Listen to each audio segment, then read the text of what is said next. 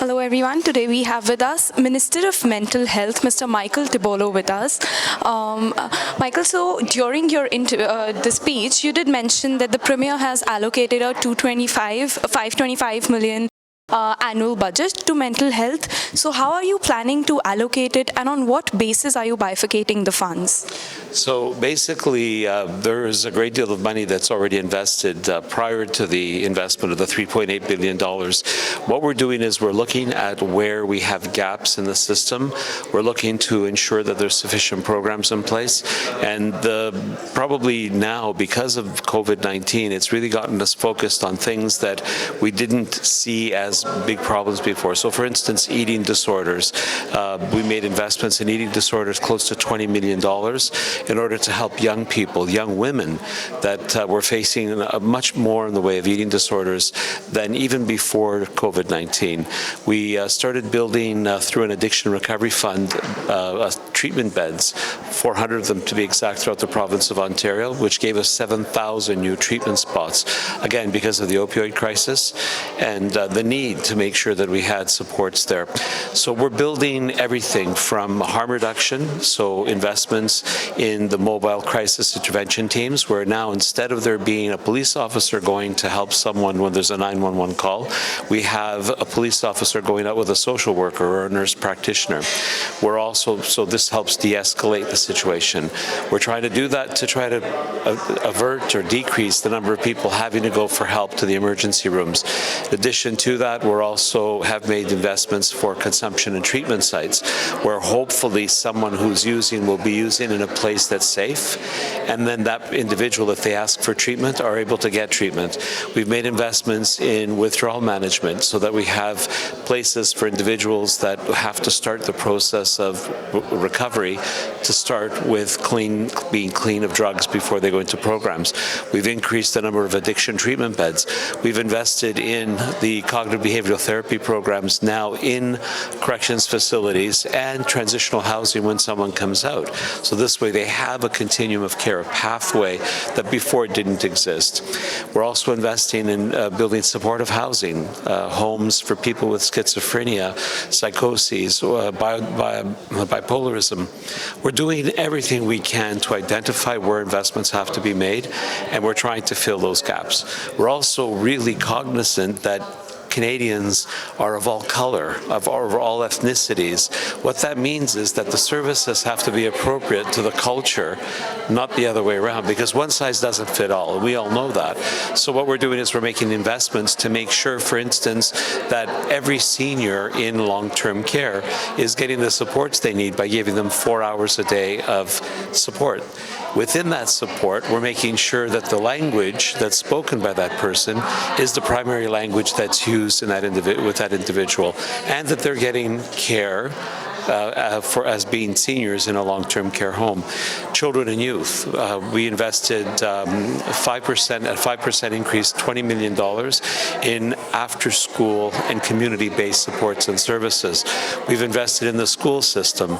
Again, because of being away from school for as long as children have been, we've made investments there to make sure that the supports are in the classroom to help the individual through the school day, but also to ensure that there's supports after school for them in the community-based care.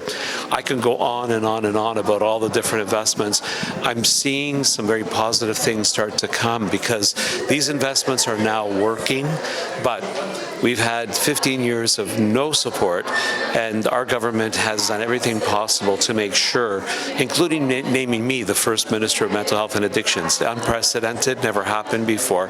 So our unprecedented investments with someone who understands the area, working very closely with community-based organizations, we're building a system for the people. Definitely unprecedented investments, but I think it is significant to mention that because Ontario has a wide range of opportunities that it's offering, there are thousands of students that are flying in the country country, specifically in the province of Ontario, every year. And being an international student myself, I've seen how when you change countries, you migrate to a different country, you start working on yourself, studying, doing the household chores, and at the end of the day, it sometimes turns triggering, and I've seen my fellows going through the mental stress. So are there any specific investments that have been made, or are you planning to make for the international students that are contributing so much to the Canadian economy? Absolutely. Our youth, our students are extremely important to us. The Ministry of Colleges and Universities is one of the ministries that I work very closely with, and we appreciate the fact that we need to do more to build supports within the colleges and universities, and we also have to be cognizant that these young people are coming from all over the world, so we have to deliver services properly. I can tell you that at the Toronto Metropolitan University, I've met with the dean and many of the faculty members. There are investments that have been made and will continue to be made there. At Rotman's, at the University of Toronto, at York University, I meet continuously along with the Minister of Universities and Colleges to look at ways that we can improve the delivery of services to youth. We know that isolation leads to depression and anxiety. We know the difficulty that a foreign student, an international student has coming to Ontario, and we know it's been really difficult for the last 2.5 years. So there's a lot of work that we need to do, and it definitely is on my radar. And like you said, that the international students are flying in from different cultural backgrounds, and like you mentioned during the speech as well, that you are going to focus on the culturally specific treatments. So with the ongoing already shortage in the medicine sector, like we are seeing, we have shortage of doctors, and on the other hand, you're planning to employ staff who is of the same cultural background as that of the patient. So how are you planning to overcome that challenge? So along with the Ministry of Health, we are training nurses, we're training individuals that are interested in working in the sector of mental health and addictions. We're paying their tuitions, we're paying for their books. We have a lot of work to do. We're trying to attract internationally trained individuals as well to enter into the healthcare system to provide more supports as well. We're doing everything we can. We have programs that we're running at Canada College. We're working with NOSM, the Northern Ontario Medical School, to train doctors.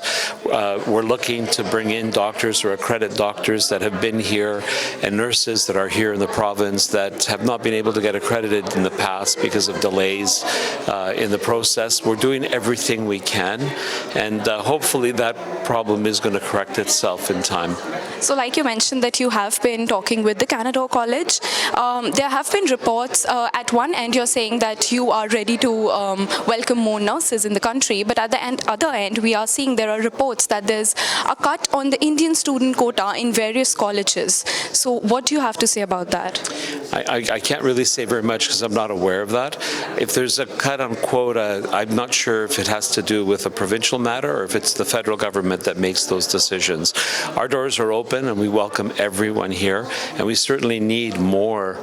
Even I believe the colleges and universities would say they would like to have more international students. We've had nothing but extreme success bringing international students to study here.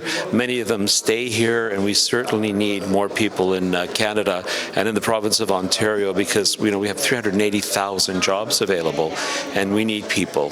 So anyone, and the Premier says this all the time, if someone wants to come here to work, they're welcome. So we'll figure out ways to get them here.